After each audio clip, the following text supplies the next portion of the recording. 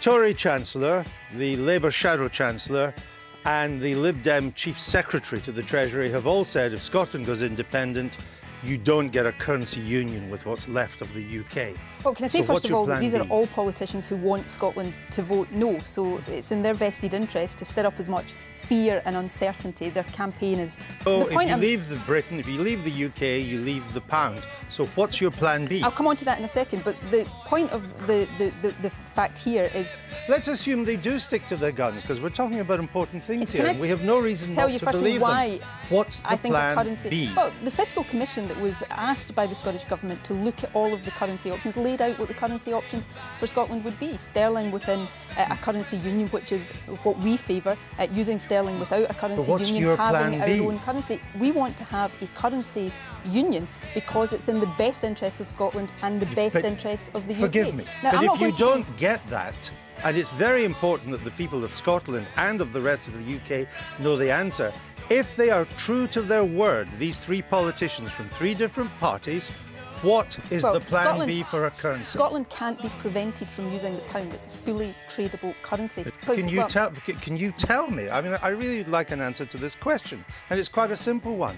Assume they're not bluffing, and there are many reasons to think they won't be bluffing, that they'll play even harder ball if you vote for independence. Assume they're not. What would then be the position on the currency? What I've said is Scotland cannot be prevented from using the currency, but I'm not going to be bullied out of a position. I'm not the one issuing threats. It's George Osborne that's issuing threats. But let me clarify. Well, it's not a threat simply to say you can't have the currency of the country that you've just left. That's not a threat. Common sense, we will have a currency union underpinned by the proper institutional structures. But if you don't, you won't answer the question if you don't. Underpinned by the proper institutional structures that the Fiscal Commission recommended, and Scotland will have our share, pay our share of servicing the national debt. That's what will happen. Why are you so keen? Well, you assert that, but you cannot prove it, and you take Scotland into the unknown by not answering a single question I've asked you today on Plan B. Why are you so in favour of the pound? The SNP, not that long ago, described the pound as, quote, a millstone round the neck of Scotland. We asked a Fiscal Commission with, Joe Stiglitz, a Nobel laureate, Sir James Mirrlees, who have already quoted, to look at the currency options. Now, so when Alex Salmond in Spain in 2009 crowed that the sterling was sinking like a stone and the plummeting of the pound reinforced the case for membership of the euro, he was wrong as well. To judge these things with the prevailing circumstances. So he was wrong. At the time, Control of its own currency is a country's most potent economic weapon. Do you agree with that? No, I believe for Scotland the best option is to stay within a currency union. So when Mike Russell, your education minister and chief executive of your party for a while, it was 2006, not that long ago, when he said there are simply no other methods by which the economy can be finely tuned and geared to meet the ever-changing and accelerating challenges of the information age, a country without its own currency as a country without a steering wheel, without brakes, without an accelerator, he was wrong.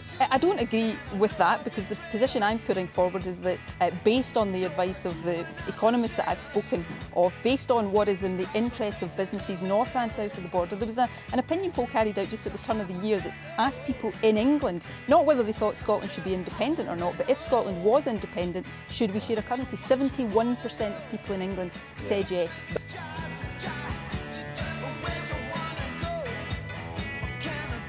Let me just one final question. You want a currency union, which would involve the rest of the UK being your lender of last resort, having to bail out the Scottish banks if they get into another mess, as they did only a few years ago. And yet it's also your policy that alone among European students, English students would have to pay full fees at Scottish universities. You want that, and you want us to agree a currency union as well? Why would the rest of the UK agree to that when you want to discriminate against English students? Tuition fees are actually the policy of Westminster. My position actually is I don't want anybody to pay tuition fees. No, but you would charge English students, wouldn't you? That is a position forced upon us.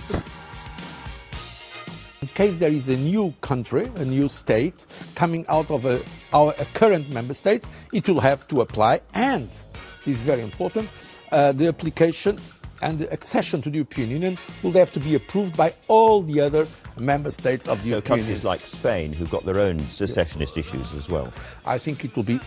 I don't want to interfere, I repeat, on your referendum here and your discussion, democratic discussion here, but of course it will be extremely difficult to get the approval of all the other member states to have a new member coming from one member state.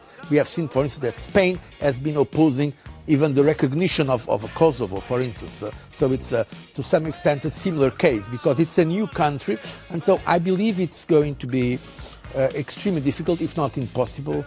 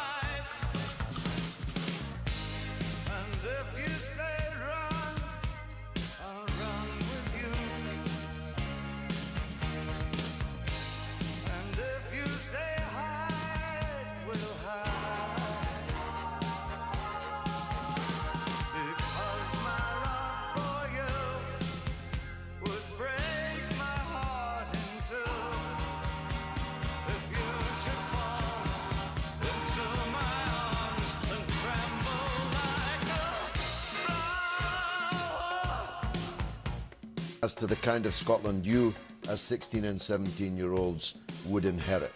His belief that someone like me has no right to be on a BBC Question Time programme because I don't currently have an address in Scotland is rather typical of the narrow-minded and narrow outlook that informs his kind of politics. Similarly, when Nigel Farage was run out of Edinburgh, as David put it. This is the point.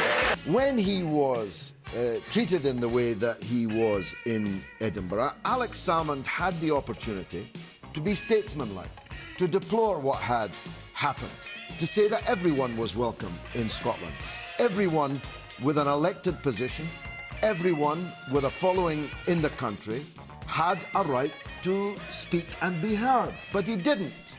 He backed the people that saw the leader of the UKIP, which I deplore as a party, as it happens, but he is an elected leader of a party with substantial support in these islands. Not in Scotland, Alex, George. that's not the point. It is the point.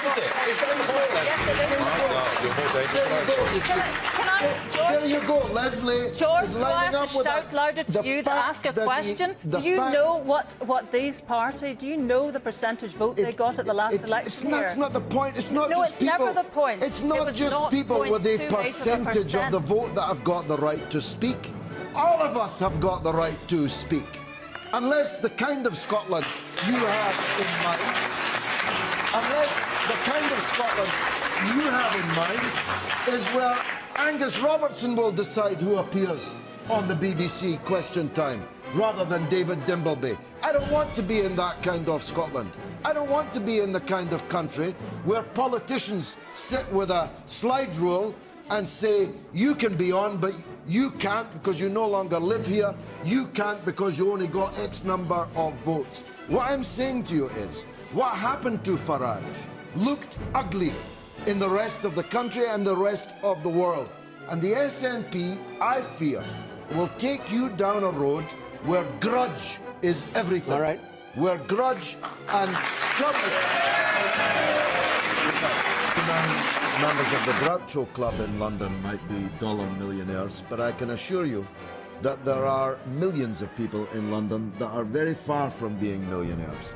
And this kind of false dichotomy that Leslie drew is the same as the one Angus drew, that there are masters and servants. And I'll tell you where that leads. To the misguided young man in the front row who thinks that English people set about Scottish people in England. If you turn on the television, if you read the major newspapers, if you listen to Parliament, if you look at the captains of business and industry and trade unions in England, it's full of Scottish people. Scottish people are never set upon in England. But the fact that that young man, a fine young man, thought that, thinks that, is a direct result of this kind of talk, that in London they're all dollar millionaires. England is our master and we are England's servant. There are no English tanks in Scotland. Scottish people could have voted to be a separate country at any time in the last 90 years of universal suffrage. They decided not to on every occasion. I pray that they'll do so again when the referendum comes. Thank you.